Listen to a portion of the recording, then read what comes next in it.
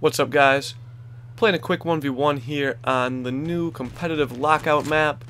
They just brought it out a few days ago, so I downloaded off a file share, downloaded the new Infinity Slayer MLG game type, and decided to give it a go here.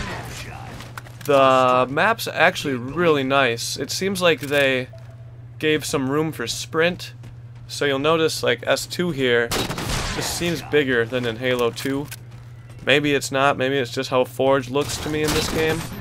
But everything just seems a little longer, a little bigger. That's what she said.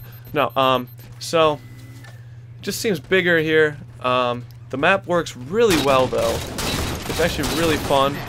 If you played some of the earlier Lockouts, you might have noticed that the lift was kind of messed up, or if you'd go up the lift you'd get hurt and lose shield every once in a while just randomly. I noticed on this one that does not happen to me anymore, so the lift definitely works on this map. I really like blue in general. I think I spawned blue room at some point during this, so if you'll notice, blue room seems really big on the inside too. It just seems like a very roomy area, and green room is definitely nicer than it is on the previous remakes of this map. You'll notice here there's no window anymore. Looking at Sword in Suicide Room, I had a map or two of Lockout earlier that had a window down there. It was kind of weird. I've never had a Lockout map with a window looking at Sword, so I'm happy they switched that out. It's kind of hard to see the suicide drop there. It's kind of blended in with the wall, but it works out. It doesn't really matter.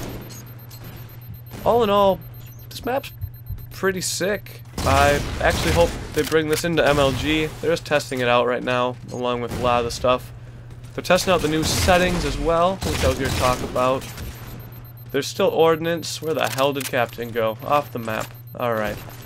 There's still ordnance in the competitive settings, and they also took off the labels on the weapons, which is nice. It doesn't say like sniper rifle, how far away you are from the sniper anymore. It's just there.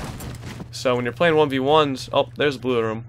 When you're playing 1v1s, it doesn't say like, oh, your opponent got the sniper rifle, because the logo disappeared.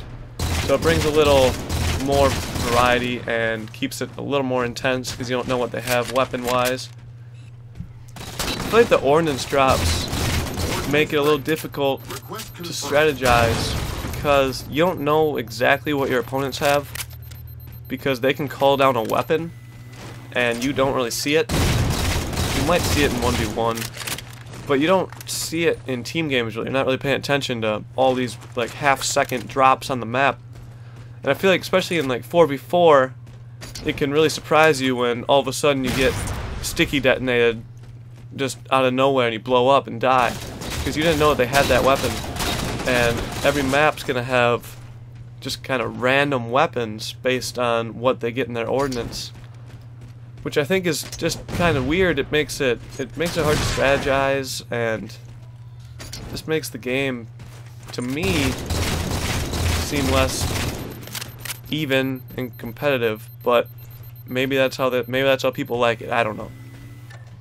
I saw that a few days ago they came out with a few new modded game types for competitive settings.